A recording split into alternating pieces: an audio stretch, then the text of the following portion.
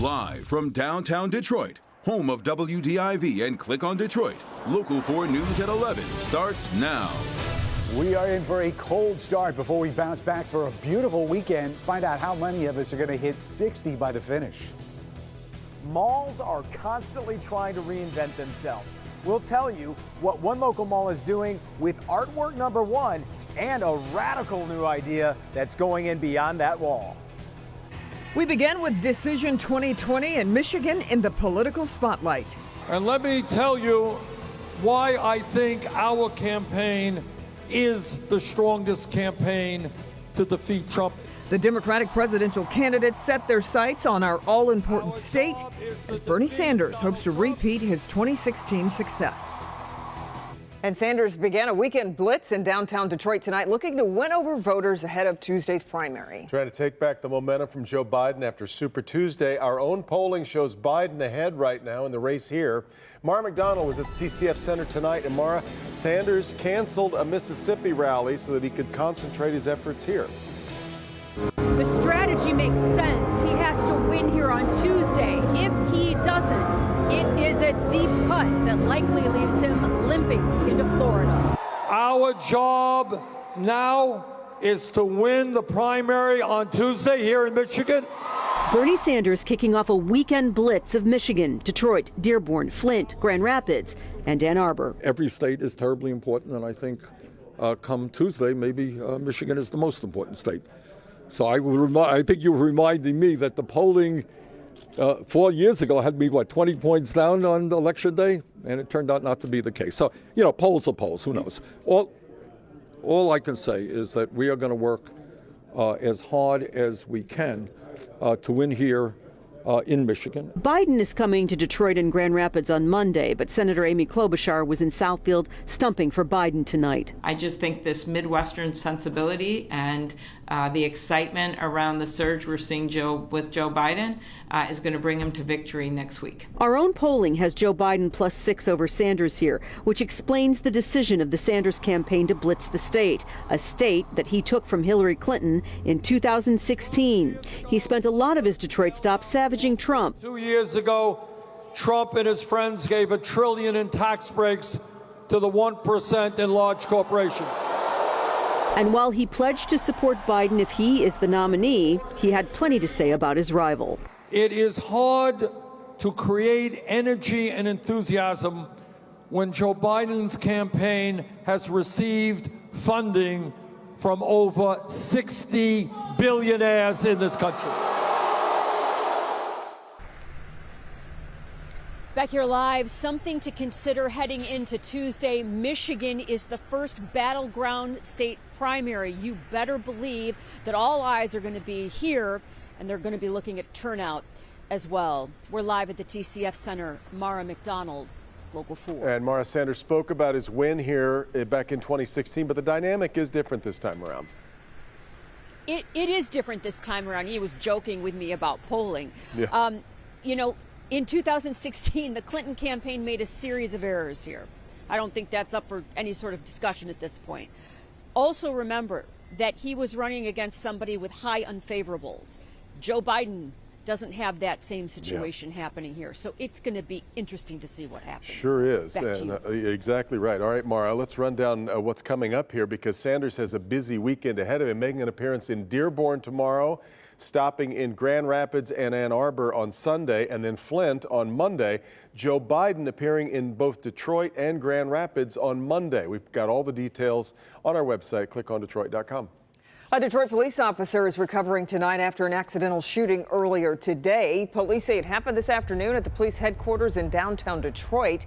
The circumstances around what caused the accidental shooting are still unclear, but the officer is expected to recover. All right, headed into the weekend here. Ben Bailey is about to be one popular guy. He ought to run for election for something here in the next couple of days. Looking at sunshine and the possibility we get close to 60 degrees on Sunday, Ben.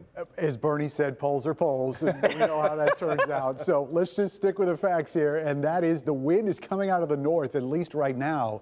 And that's not going to do us any favors for those morning temperatures. You can see there's 20s all over the lower peninsula. It's 19 in Alpena. Some of us may actually dip into the teens for air temperatures tomorrow morning as those clouds are clearing out, and that's going to allow those numbers to really dip. But look at those highs on Saturday and Sunday. 46 tomorrow afternoon, wall-to-wall sunshine, just a couple clouds on Sunday, and that's going to be the warmest number of 2020 if we get there. We'll check your 4-zone forecast to find out if anybody is going to hit 60 by Sunday afternoon in just a few minutes. Guys? And tonight, Governor Whitmer announced the Michigan Medicaid program will waive fees for testing of the coronavirus. A number of major health insurers, such as Blue Cross and McLaren, say they will follow suit. There are no confirmed cases in Michigan, and another test for the coronavirus has come back negative. It's a patient in Ingham County who had recently traveled. President Trump visited the Centers for Disease Control in Atlanta today as coronavirus cases top 250 in the U.S. and 100,000 worldwide. Tonight, Vice President Mike Pence announced 21 people on board a cruise ship off the coast of San Francisco tested positive for the virus. 19 of those people are crew members. We have developed a plan to bring the ship into a non-commercial port. All passengers and crew will be tested.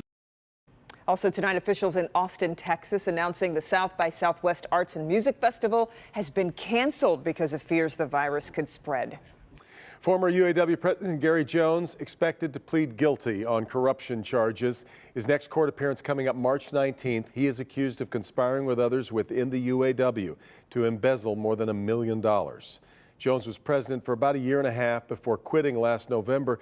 Government says he spent union money on things ranging from golf to cigars to spa trips, high-end hotels, and liquor. Another big shakeup at the White House tonight. President Trump has named a new chief of staff. That'll be the fourth since he took office, and it'll be Congressman Mark Meadows. Now, Meadows has already announced he was not seeking re-election for his seat in North Carolina. He will replace Mick Mulvaney. Mulvaney had been acting in that role of chief of staff for more than a year. He's now been named the U.S. Special Envoy for Northern Ireland.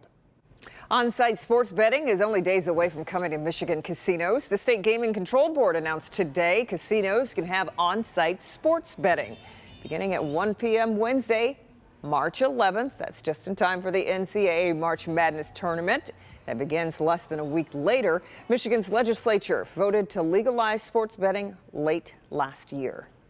Malls are constantly trying to reinvent themselves to keep up foot traffic. The ownership group that bought Lakeside Mall in Sterling Heights 3 months ago certainly doing that. As Jason Colthorpe reports, they're replacing the old Sears store with the furthest thing from another department store.